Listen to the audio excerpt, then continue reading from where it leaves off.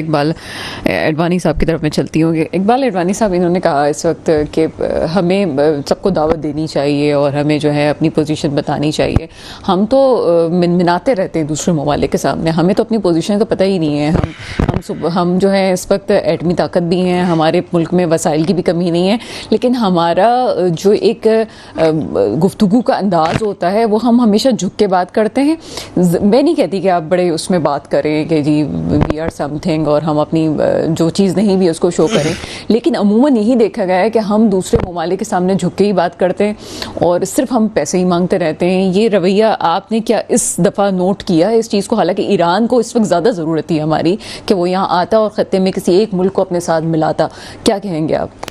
देखिए, जब से मिडल ईस्ट में जंग शुरू हुई है ना, तो ये तो इसमें तो कोई दो राय नहीं है, पाकिस्तान की एक इम्पोर्टेंस बन गई है मिडल ईस्ट के हर कंट्री के लिए।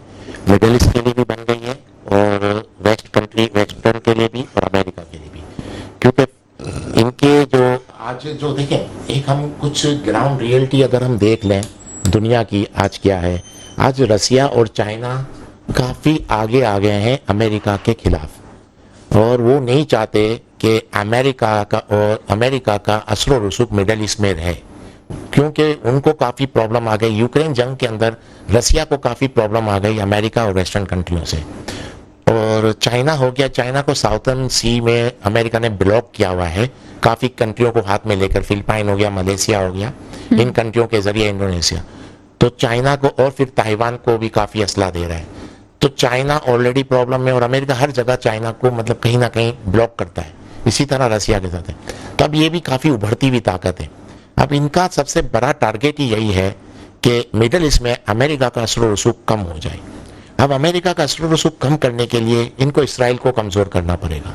जब इसराइल कमज़ोर होगा तो अमेरिका का असर रसूख कम होगा, और जैसे अमेरिका का असर रसूख कम होगा तो इनको अपने जो प्रॉब्लम्स हैं ताइवान के साथ, चाइना का, रसिया का, यूक्रेन के साथ, उसमें इनको काफ़ी सपोर्ट मिल जाएगा।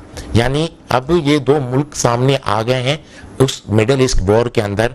ईरान को सपोर्ट करना, ईरान के जरिए हमास, और जो ईरान की एक्चुअल, ईरान कभी फ्रंट में आके लड़ता नहीं है। ईरान ने प्रॉक्सी बना रखी है यमन में, लबनान में और इराक में। इसकी प्रॉक्सी है जिसके जरिए वो अटैक करवाता है।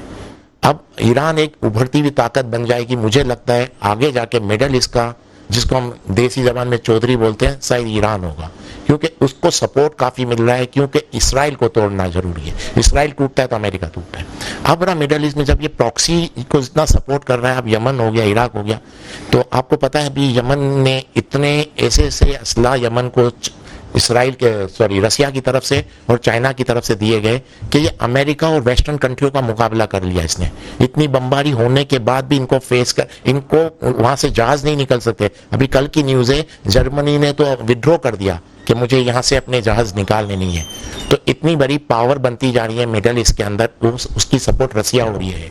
अब पाकिस्तान इसलिए इंपॉर्टेंट है कि पाकिस्तान देखें कुछ भी है, पाकिस्तान इकोनॉमिकली तो कुछ नहीं है, लेकिन मिलिट्री के हिसाब से पाकिस्तान एक बहुत बड़ी ताकत है। मिलिट्री भी है, फिर ज्योग्राफिया इसका बड़ा इंपॉर्टेंट है। ज्योग्राफिया हो गया और मिलिट्री की इस्लामी पॉइंट ऑफ व्यू से भी देखा जाए तो अभी इन जितने भी कंट्री हैं मिडल ईस्ट के, अगर अमेरिका असर रसूख कम होता है तो इनको सपोर्ट के लिए कोई ना कोई चाहिए अपनी बात शायद बरकरार रखने के लिए। ये बहुत बड़ी बात है जिसको अब इसी वजह से मिडल ईस्ट का इंटरेस्ट पाकिस्तान में ज़्यादा है। और मुझे लगता है कि ये वक्त है कि पाकिस्तान अपने आप को किस तरह, यानी ये देखें, ये शतरंज की चाल होती है। अब पाकिस्तान अपने आप को किस तरह लेकर चलता है, ये सबसे बड़ी बात है। और जैसे पाकिस्तान अगर अपने आप को सही लेकर चले और हर मुल्क से ताल्लुकात ले, लेकिन अगर पाकिस्तान की जो भी लीडरशिप है मेन, अगर वो ये सोच के चले कि हमें हर वो काम करना है जिससे पाकिस्तान को फायदा पहुंचे, तो 3 साल आप पाकिस्तान तकलीफ में रहेगा, लेकिन 3 साल के बाद पाकिस्तान बहुत ऊपर आ जाएगा। इसके लिए ईरान से भी मुआहदे होने चाहिए जितने हो सकते हैं। अमेरिका तो मुखालफत करेगा, क्योंकि अमेरिका तो चाहता ही नहीं है कि ईरान से पाकिस्तान के मुआहदे हों। अब पाकिस्तान अगर ईरान से मुआहिदा करता है, मैं तो कहूँगा इंडिया से भी कर ले, अफगानिस्तान से भी कर ले। जब आप अपने पड़ोसियों से मुआहिदे कर लोगे तो आपकी ट्रेड बढ़ जाएगी। ट्रेड यानी रीजनल ट्रेड बहुत इंपॉर्टेंट है। जब रीजनल ट्रेड बढ़ेगी आपके यहाँ गरीबी कम हो जाएगी। मैं तो कहता हूँ अगर ईरान और इंडिया से अगर ट्रेड पूरी तरह खुल जाए तो हमारे यहाँ 50% महंगाई कम हो जाएगी। ये सिर्फ हमने पाकिस्तान में ही देखा है कि इस वक्त जो ईरान का गुस्सा है, बाज़ लोग ये समझते हैं कि ये इस्लामी मुल्क बन के जो है इसराइल के ख़िलाफ़ जा रहा है, लेकिन उसकी अपनी भी कुछ तहफ़्फ़ुज़ात हैं। और फिर इम्पॉर्टेंट चीज़ ये है उसमें जो आती है वो ये कि इसराइल पे जो सेंक्शंस लगी, ईरान पे जो सेंक्शंस लगी हुई हैं, उसमें सबसे बड़ा जो है वो चौधरी इस वक्त अमरीका बना हुआ है। जो लफ्ज़ आपने इस्तेमाल किया उसी को आगे बढ़ाते हैं। इस वक्त वो चाहता है कि इन तमाम की ताकतों को जो है वो कम करके उस पर जो सेंक्शंस हैं उसको ख़त्म किया जाए और वो ताल्लुकात को बढ़ाए। सेंक्शन के बावजूद भी इस वक्त हम ये देखते हैं कि ईरान इंडिया से मुकम्मल तौर पर ताल्लुकात रखा हुआ है, तिजारत हो रही है। इसी तरह से हम दूसरे ममालिक में देखेंगे, चाइना और भारत का अपने तौर से कॉन्फ्लिक्ट हो सकता है, लेकिन उनकी तिजारत फिर भी जारी है। हम क्यों अपने आप को पीछे करके बैठे हुए हैं, जबकि हमारे लिए बहुत आसान है कि हम आवाम को रिलीफ दे सकते हैं, इंटरनेशनली हमारी चीज़ें बेहतर हो सकती हैं। सिर्फ हम तेल और गैस ही अगर उसकी पाइपलाइंस बिछा दें और चीज़ें हम पेट्रोल जो है वहाँ से लाना शुरू करें, हम क्यों डरे हुए इस वक्त? देखिए, डरे हुए भी नहीं है। उसकी 2-3 वजूहत हैं। हमारी टॉप की लीडरशिप जो भी रही है वो अभी से नहीं, अमेरिका के अंडर में ही रही है। उनके, अब माजरत के साथ मैं कहूँगा, उनके बिजनेसेस, उनके खानदान वेस्टर्न कंट्री में रहते हैं या अमेरिका में रहते हैं, उसी इमदाद पे वो लोग चल भी रहे हैं। तो इस वजह से वो स्टेप नहीं लेते जिससे पाकिस्तान को फायदा पहुंचे। आपने कहा इंडिया की एग्जांपल दी। देखिए, तो इंडिया का ये प्रॉब्लम नहीं है। आपने कभी देखा है कि इंडिया की किसी सियासी पार्टी का दफ्तर फ्रांस में हो, अमेरिका में हो? नहीं है।